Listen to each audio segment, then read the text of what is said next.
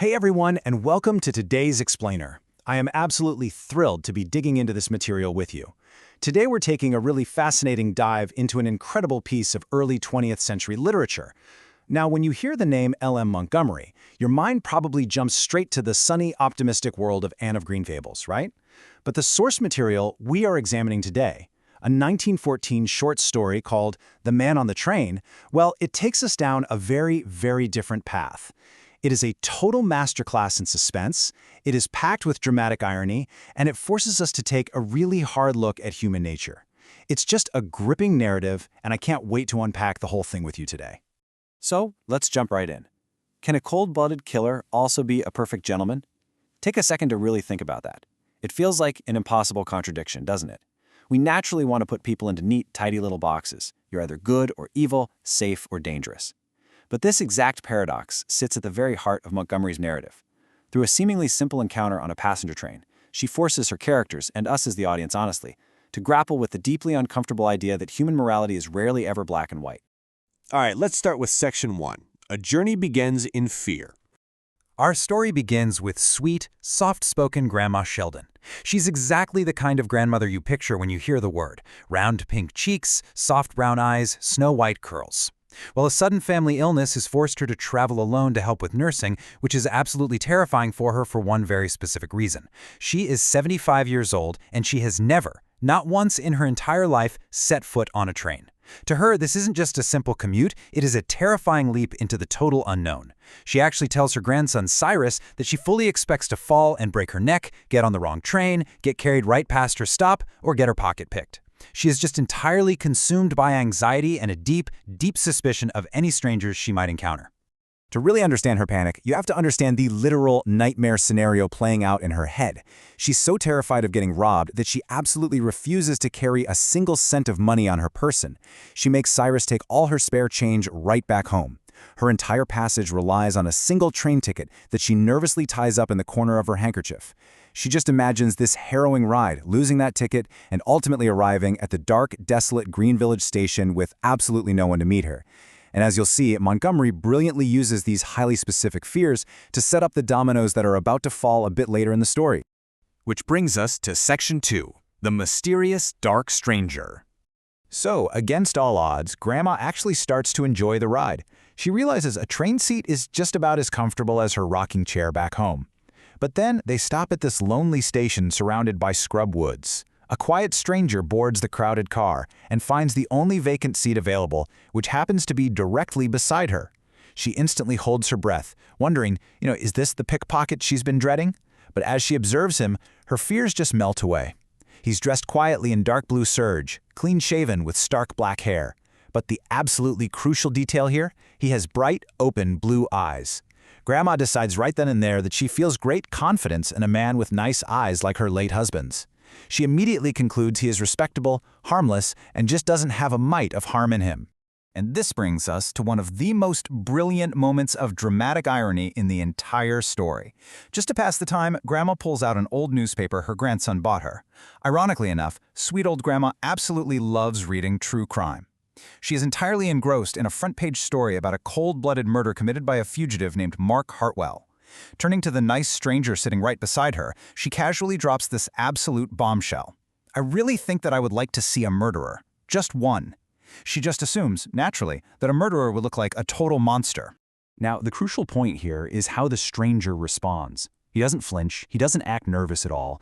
Instead, he offers this incredibly calm, measured perspective. He tells her they're dull fellows, and points out that, regarding the crime in the paper, nothing is known of his provocation. He even suggests the newspaper accounts might be overcolored. As we read this, Montgomery crafts this incredible thick underlying tension. The stranger is subtly defending the fugitive, while Grandma innocently continues to chat, completely, blissfully unaware of the immense weight of the conversation they're actually having. Then, Grandma's absolute worst nightmare comes true. The conductor arrives, and Grandma realizes she has lost her handkerchief with the ticket inside. And remember, she didn't bring a single cent of money with her. The gruff conductor demands she pay up or face the consequences. But before panic can truly set in, the stranger steps up. He pays her fare right out of his own pocket. And it goes even further than that.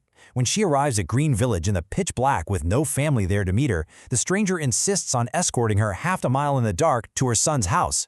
He actually voluntarily misses his own connecting freight train just to ensure this frightened old woman gets home safely. Let's move on to Section 3, the shocking butterfly scar. Thanks to this stranger's extreme kindness, Grandma arrives perfectly safely at her son William George's house. Her family is incredibly grateful to this man who stepped in when they failed to receive the telegram about her arrival. The stranger is polite, courteous, but insists he simply cannot stay for supper. He notes with a kind of curious smile that there are people looking for him who will be very disappointed if they don't find him. And as he prepares to leave, he politely tips his hat. In doing so, he reveals something hidden just beneath his hair, a curious, highly specific scar shaped exactly like a large red butterfly, high up on his forehead. It's a fleeting moment, but a deeply memorable visual marker. He leaves his name unsaid, disappearing into the night, leaving Grandma totally desperate to figure out how to repay the money he spent on her fare. Well, a week later, the bombshell drops. William George brings Grandma a current newspaper featuring a photo of a man with a distinct butterfly scar. That helpful, incredibly polite stranger was in fact Mark Hartwell. He was the very murderer Grandma had been reading about right there on the train. The text reveals his original description of blonde hair and a beard was totally outdated. He had dyed his hair black and shaved his face to create a perfect disguise. He was actively fleeing the police. And most shockingly, the authorities only managed to track him to Montreal and capture him because he lost his lead by getting off his train to help Grandma Sheldon. This is the absolute crux of Montgomery's story. Grandma expected a murderer to be this cold, merciless monster without a single drop of goodness in his heart. But the reality of Mark Hartwell completely shatters that. Yes, he committed a terrible crime, but he was also the man who paid a stranger's fare, carried her bags, and literally sacrificed his own freedom to keep a vulnerable old woman safe in the dark. His disguise was totally flawless. If he had just ignored her, he likely would have completely escaped. His choice to be a perfect gentleman is exactly what doomed him as a fugitive. And that brings us to our final section, good, bad, and human. So how in the world does someone process a revelation like this? Grandma Sheldon just discovered she spent hours sitting next to, chatting with, and being rescued by a man who recently shot someone in cold blood. The world, the newspapers, the justice system, they all look at Mark Hartwell and see nothing but a monster. But Grandma? She has a completely different set of data to work from. She absolutely refuses to condemn him. She argues valiantly with her son, insisting that a man who would risk his life for a poor old woman simply cannot be entirely evil. She actually writes Hartwell a heartfelt letter, returning the money he lent her, telling him she knows he is sorry and promising to pray for him. And the impact of that? The text notes that this hardened, defiant criminal broke down and cried like a child in his prison cell over her letter. From that day on, Grandma makes him her lifelong charity, sending him letters and papers every single Christmas. This leads us right to Grandma's ultimate realization, which essentially serves as Montgomery's core philosophical lesson here. There's nobody all bad. I used to believe a murderer must be, but I know better now. Look, Grandma doesn't excuse his crime. He goes to prison for life, and she entirely accepts that. But she refuses to strip him of his humanity. She recognizes that human beings are just incredibly complex. A person can commit an act of horrific violence, yet still harbor this quiet, genuine capacity for profound tenderness and self-sacrifice.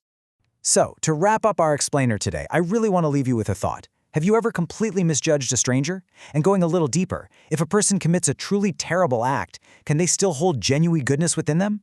L.M. Montgomery challenges all of us to look past the label society assigns and see the complex, messy, often contradictory humanity underneath.